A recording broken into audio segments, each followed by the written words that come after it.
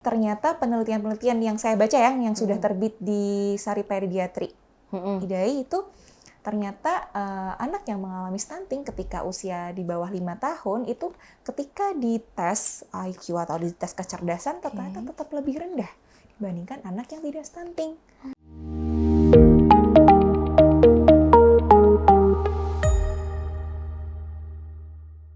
Halo Bunda, selamat datang di podcast Halo Bunda, persembahan spesial dari Generos, teman Bunda mendampingi tumbuh kembang si kecil. Wah, senang sekali ini saya Asasi dan tentunya masih ada dokter cantik di sebelah saya. Ini ada dokter Aisyah, masih membahas lagi ya tentang stunting di segmen kedua. Tapi buat ayah bunda yang mau tahu nih, ternyata ini udah masuk segmen kedua, padahal harus nonton dulu segmen yang pertama yang kita akan membahas tentang stunting ya, dari daging-dagingnya, pokoknya dari kulit sampai daging itu lengkap, dibahas lengkap. Jadi pokoknya ayah bunda pun wajib nonton segmen yang pertama. Linknya ada di bawah ini ya. Betul, linknya ada di bawah ini di description box, langsung aja diklik. Nah, tapi sebelum kita bahas apa sih ini di segmen 2, aku mau ngasih tahu dulu nih tentang Generos pada ayah bunda. Jadi Generos ini merupakan suplemen untuk anak, suplemen herbal yang terdiri dari 100% bahan alami. Apa aja sih kira-kira? Ada pegagan, mengkudu, ikan sidat, temulawak, dan madu hutan. Dan fungsi utama Generos ini bagus banget ya bunda untuk perkembangan ataupun pertumbuhan anak. Di antaranya ada untuk meningkatkan daya ingat, terus juga meningkatkan kecerdasan, imun tubuh juga tentunya, dan terakhir juga dapat meningkatkan nafsu makan. Nah, untuk ayah bunda yang mau tahu tentang Generos lebih lanjut atau mau konsultasi nih, boleh banget ya cek media sosial Generos di bawah ini. Oke, kita balik lagi ya dokter ya. Kita akan membahas di segmen ini, tadi sudah di-spill juga di segmen 1, kita akan membahas tentang benarkah stunting itu berpengaruh terhadap kecerdasan anak. Nah, kita kan mungkin banyak ayah bunda nih yang mungkin aware, yaudah hanya stunting berpengaruh terhadap tinggi badan gitu kan. Tapi kan padahal apakah ada dampaknya nih dengan kecerdasan anak? Nah, mungkin langsung bisa kasih tahu nih dok, kira-kira bagaimana sih akhirnya stunting itu bisa berpengaruh terhadap perkembangan otak anak itu sendiri? Oke, ini menarik ya pertanyaan. Jadi banyak orang yang salah kaprah ngiranya cuman pendek doang, bontak doang. Betul. Padahal masalahnya jauh lebih besar dari itu. Jadi stunting itu bahasa gampangnya adalah gagal tumbuh. Artinya kalau gagal tumbuh itu ya otaknya ya secara fisik gitu. Jadi kembali lagi ke stunting, ini saya tekankan. Masa-masa krusial anak itu 1000 hari pertama kehidupan. 1000 hari pertama kehidupan itu mulainya bukan setelah lahir, Mbak Saksi. Mulai dari dalam kandungan. Makanya nih buat bunda-bunda yang sedang mempersiapkan kehamilannya atau bahkan sedang hamil, jangan sampai bunda mengalami stunting juga atau kekurangan gizi atau terlalu kurus deh, gampangannya kayak gitu. Jadi bundanya juga harus sehat. Karena yang namanya stunting itu seperti lingkaran setan. Kalau bundanya stunting, anak juga kan menghasilkan anak yang stunting gitu. Jadi penting banget buat bunda ini mengkonsumsi vitamin dan suplementasi asam folat dan zat besi dan sebagainya. Nah, terus gimana dok kalau udah lahir? Nah, ini penting banget ya untuk ayah bunda, tadi udah kita bahas di segmen 1 sebetulnya. Banyak sekali penyebab stunting. Nah, tapi utamanya adalah kekurangan zat gizi kronis ini. Ini yang bisa dibantu dengan pemberian nutrisi yang baik gitu. Jadi, kenapa sih kok pengaruhnya sama kecerdasan? Karena gini ya, 2 tahun pertama itu 80% volume otak itu dibentuk. Jadi, kalau misalnya sudah lewat 2 tahun, ya sebetulnya masih tumbuh, masih berkembang. Tetapi sudah tidak semaksimal pada saat dia 2 tahun pertama kehidupan. Terus apa sih dok yang bikin anak itu bisa cerdas? Jadi di dalam otak kita nih, Mbak Sasi, ada miliaran sel-sel neuron atau sel-sel saraf. Jadi itu kayak mencar-mencar gitu ya. Nah, gimana sih biar bisa nyambung-nyambung supaya nanti terjadi stimulus ya, kayak gitu. Itu harus dibantu dengan nutrisi yang baik, yaitu mengandung lemak, terutama dari sphingomyelin sama fosfolipid. Ini nanti kaitannya sama proses mielinisasi. Mielinisasi itu ya tadi nyambung-nyambungnya sinaps itu. Sama pembentukan sel-sel saraf seperti itu. Nah, sphingomyelin ini ada di dalam unsur utama dari ASI eksklusif. Air susu ibu ya, ASI eksklusif. Makanya nih bunda-bunda disarankan untuk bisa memberikan ASI kepada si kecil, kepada si buah hati. Nah, selain itu, nanti kalau misalnya udah lewat 6 bulan, nah udah waktunya diberikan makanan pendamping ASI. Ini pentingnya diberikan protein, lemak, karbohidrat semuanya itu harus terpenuhi. Dan juga jangan lupa berikan vitamin sama mineral. Tadi Mbak Sasi sempat menyebutkan ya suplemen yang bisa diberikan kepada si kecil. Nah, ini nanti ternyata tidak hanya berujung di usia 2 tahun Mbak Sasi. Nanti kalau udah mulai sekolah ternyata ini juga ngaruh nih sama daya dongnya. Nah, itu apa ya kira-kira ya daya dong? Kalau daya dong rendah. Ya, biasanya anak-anak stunting ini pengaruh sama kecepatan ya dalam menerima satu informasi.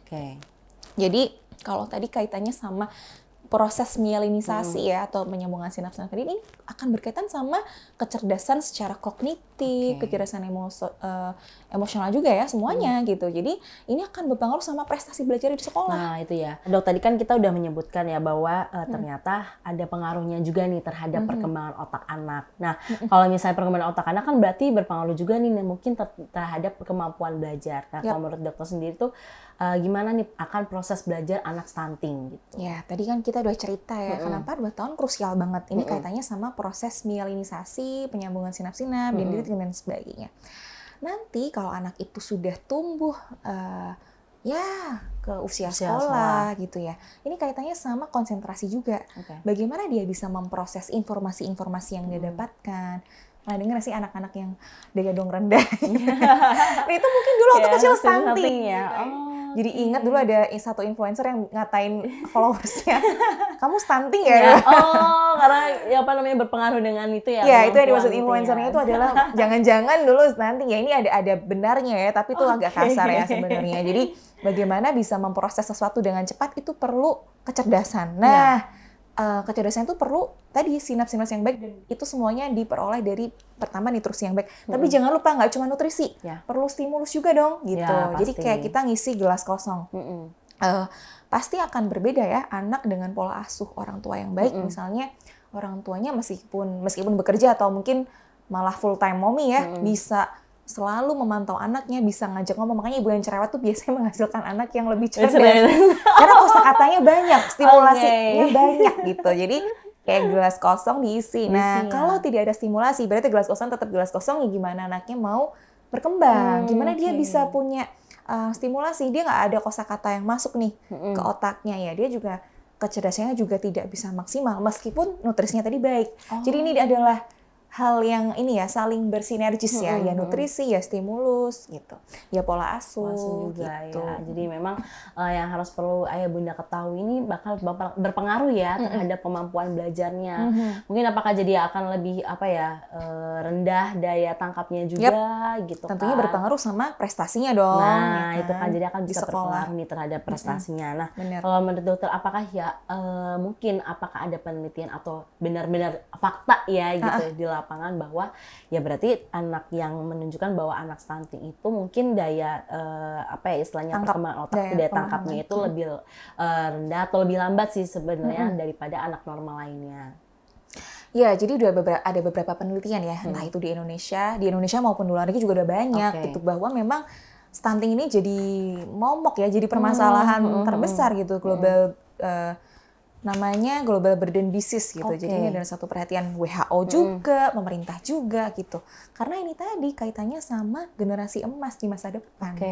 Gitu. Jadi sebenarnya tidak hanya masalah kecerdasan, tetapi juga nanti jadi punya generasi yang mengalami stunting pada saat masa kecilnya, ketika dia sudah tumbuh dewasa di usia produktif akan lebih gampang terkena penyakit yang tidak menular. Jadi saya bilang diabetes, bahkan bisa obesitas juga, penyakit hipertensi, tekanan darah tinggi, stroke kayak gitu ya, jantung banyak banget gitu. Dan tentunya juga bisa mengalami penyakit infeksi juga terkadang kalau misal imunitasnya juga nggak baik. Jadi kan stunting kan juga kekurangan gizi kronis ya, kurus juga, pendek juga gitu. Mohon maaf, ininya kecerdasannya juga tertinggal ya. Jadi ternyata penelitian-penelitian yang saya baca yang sudah terbit di Sari Pediatri IDAI itu ternyata anak yang mengalami stunting ketika usia di bawah 5 tahun itu ketika dites IQ atau dites kecerdasan ternyata tetap lebih rendah dibandingkan anak yang tidak stunting. Nah ini kan kaitannya kalau masih sekolah ya berarti pasti rankingnya tidak secemerlang yang anak-anak yang ini ya, yang sehat, yang tidak, bukan anak yang stunting bukan tentu tidak sehat ya, sehat tetapi secara pertumbuhan fisik dan perkembangan tidak sebaik anak yang tidak stunting seperti itu. Jadi ternyata kan berpengaruh juga ya dok ya terhadap tes IQ-nya lagi gitu kan ya bunda. Padahal itu persiapan juga untuk anak mau memasuki usia sekolah nih. Jadi memang harus diperhatikan secara dini ya bunda ya. Nah, mungkin boleh dok kita akan tarik ke belakang lagi nih. Kira-kira sampai usia berapa sih sebenarnya stunting itu bisa diperbaiki? Dan mungkin tadi setelah mungkin 2 tahun ya, ataupun ada usia berapa lagi sih yang mungkin kita bisa lihat red flags-nya nih dari stunting itu sendiri yang akan berpengaruh hingga dewasa gitu. Oke, tadi kan disebutkan masa krusial atau golden age-nya anak itu sebenarnya 1000 hari pertama kehidupan. Jadi nggak cuma pas lahir, sejak dalam kandungan gitu. Makanya ini kita bahas dikit ya. Sekarang itu ternyata ada syarat loh untuk menikah. Harus punya sertifikat LC-MIL nih, nanti bahasa C kalau udah nikah. Nah, sertifikat LC-MIL itu mewajibkan untuk calon pengantin baru itu harus cek HB, hemoglobin ya. Kaitannya sama anemia. Jangan sampai ibunya anemia, karena anemia juga ngaruhnya nanti ke nutrisi ke janinnya juga. Yang kedua, tinggi badan, berat badan, sama lingkar lengan.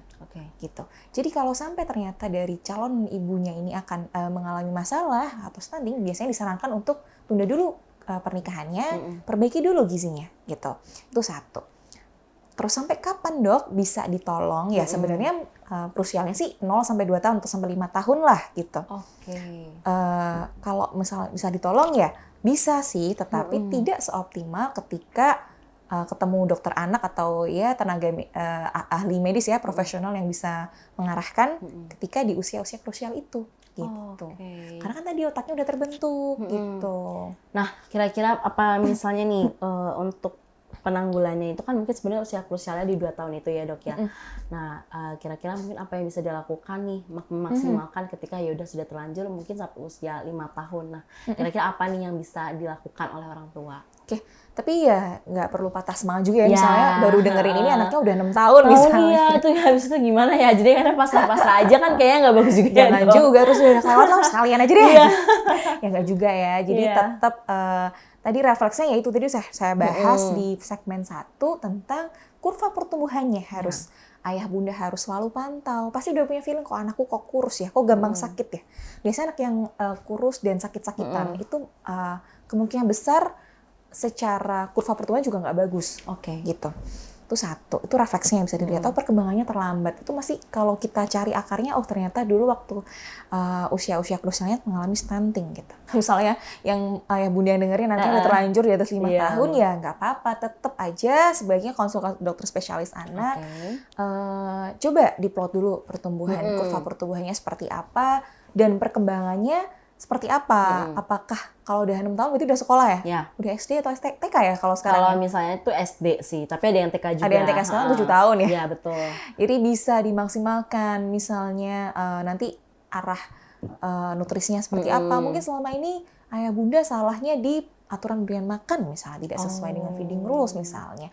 Atau memang feeding rules-nya sudah baik, tetapi ternyata perlu PKMK atau penambahan nutrisi tertentu seperti susu tinggi kalori gitu atau tapi sebenarnya kalau udah usia di atas 1 tahun 2 tahun itu susu bukan yang utama, lebih ke makanan gitu. Tapi itu semuanya mestinya harus dikonsulin ke dokter spesialis anak ya gitu. Jadi tetap kalau bisa ditolong dok bisa, cuman tidak seoptimal ketika cari pertolongannya ketika masih usia-usia krusial tadi. Gitu. Jadi perlu ayah bunda ketahui ya, lebih aware-nya di usia krusial tadi. Jadi harus bener deh, pokoknya 1000 hari pertama ya hitungannya itu memang harus diperhatikan ya ayah bunda supaya ya karena udah terlambat ya memang agak susah ya jadinya. Tapi bukan tidak bisa ya. Tapi bukan terus ya udahlah sekalian aja lah anaknya biar stunting sekalian. Aduh kasihan deh mah. Kita kan masih bisa melakukan upaya penanganan ya. Benar banget. Nah, kalau menurut dokter nih kira-kira untuk pemberian suplemen khususnya untuk kecerdasan bagi anak-anak yang stunting ya, karena kan fungsi kognitifnya itu kan kurang ya. Tapi sebelumnya aku mau kaitin dulu sih sebenarnya dengan tadi kan kemampuan belajar, tapi misalnya dengan fungsi kognitifnya tuh kira-kira yang berpengaruh terhadap stunting tuh apalagi sih dok? Maksudnya balik sih stunting yang berpengaruh terhadap fungsi kognitif itu sendiri. Oke, jadi yang dimaksud dengan stunting itu tadi ya sebenarnya ke konsentrasinya, terus pemahamannya ya ini semua kan berkaitan sama apa yang ada di otak ya. Kalau misalnya dia cepat menangkap satu informasi dan memprosesnya, ini tentunya butuh myelinisasi, proses myelinisasi. Ini terbentuknya ketika dia masih usia 2 tahun pertama kehidupan sebenarnya. Karena di atas 2 tahun ya hanya 20%-nya saja untuk perkembangan dari volume otak. Gitu ya. Jadi memang harus tahu nih dari memaksimalkan di 2 tahun dengan karena perkembangannya pesat ya dok ya. Pesat itu banget. 80%. Nah, balik lagi nih, kira-kira pemberian suplemen tadi misalnya kecerdasan apakah bisa untuk mengatasi dampak stunting yang berpengaruh terhadap fungsi kognitif anak? Oke, ini terkadang ini ya sebenarnya adalah salah satu sebenarnya pemberian oh ya ini mau cerita dikit ya tentang pengalaman saya di praktek gitu. Banyak orang tua atau ayah bunda yang bertanya, dok saya mau anak saya mau makan, kasih vitamin apa dok gitu. Sebetulnya tidak ada ya mah ayah bunda untuk jalan pintas gitu. Jadi kalau misalnya anak nggak mau makan ya kita bisa bantu berikan multivitamin atau suplemen, tetapi tetap aturan durian makan harus dipatuhin dulu gitu. Nah ini misalnya tadi makannya tidak menghabiskan porsinya, nah ini kita bisa kejar. Mungkin anaknya ayah bunda nggak doyan atau tidak suka makan sayur atau mungkin ayam atau apalah ya hati ayam atau apapun gitu yang ikan. Kaya benar ikan kan mengandung omega dia yang kaya akan mineral ataupun unsur-unsur penting yang vital dalam perkembangan otak. Nah ini bisa dibantu dengan suplemen gitu. Tapi bukan jadi jalan pintas juga. Tetap yang utama adalah makan nasi lauk pauk ditambah selingan yaitu susu atau snack.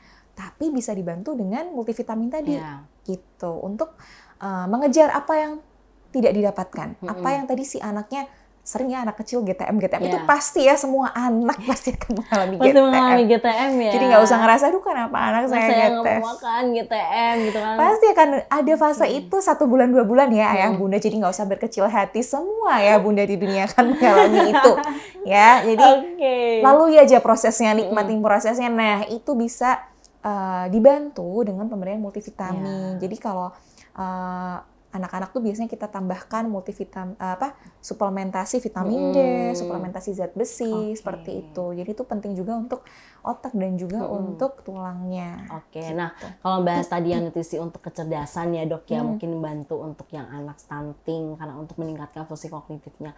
Kira-kira dari ada makanan apa aja sih yang bisa orang tua penuhi supaya nih fungsi kognitif anak lebih meningkat gitu. Oke, kita akan bahas satu-satu lagi nih tentang komposisi makanan yang tepat yang diberikan ke anak. Tadi 50% itu karbohidrat. Karbohidrat fungsinya untuk energi. Jadi biar anaknya bisa aktif, bisa lari-lari. Ada energinya ya, nggak lemas. Apalagi jompo mungkin. Masih kecil udah jompo. Jompo ya. Ya itu butuh energi ya. Itu dari mana? Dari nasi dong. Kita orang Indonesia makannya nasi. Mungkin ada sih beberapa teman-teman kita yang makannya roti. Itu nggak masalah sih. Yang penting dapat karbohidrat. Jadi substitusinya selain nasi ada mie, ada jagung, ada ubi, segala macam. Nah, yang nggak kalah penting, yang menunjang pertumbuhannya itu adalah protein sama lemak. Protein sama lemak ini 20%, yang satunya 30%. Nah, protein ini disarankan yang hewani.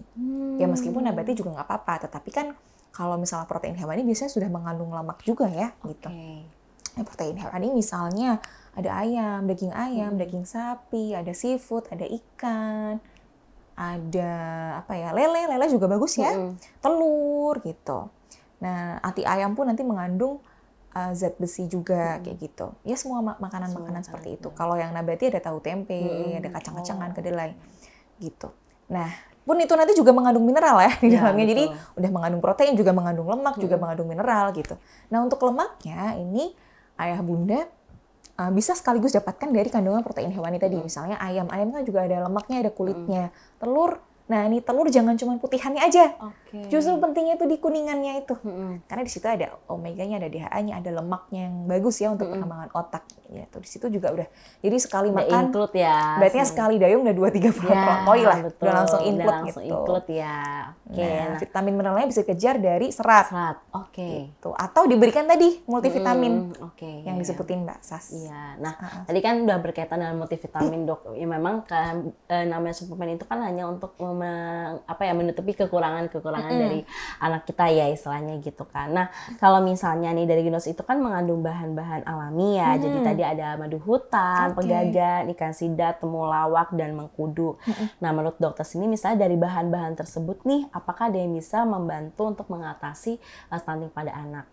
Jadi kandungan yang tadi sempat disebutin Mbak Sasi, ada madu hutan, itu bisa untuk menunjang dari kesehatan saluran cerna. Terus ada pegagan, ada ikan sidat, itu bisa bagus untuk perkembangan otak ya. Nah, kemudian kandungan dari mengkudu dan juga temulawak, ini bisa bagus untuk menunjang kekebalan tubuh si kecil. Kita tahu anak-anak itu imunitasnya belum sempurna ya ayah bunda, jadi belum sebagus kita. Memang dia masih berproses gitu, jadi butuh diberikan tambahan untuk menguatkan imunitasnya.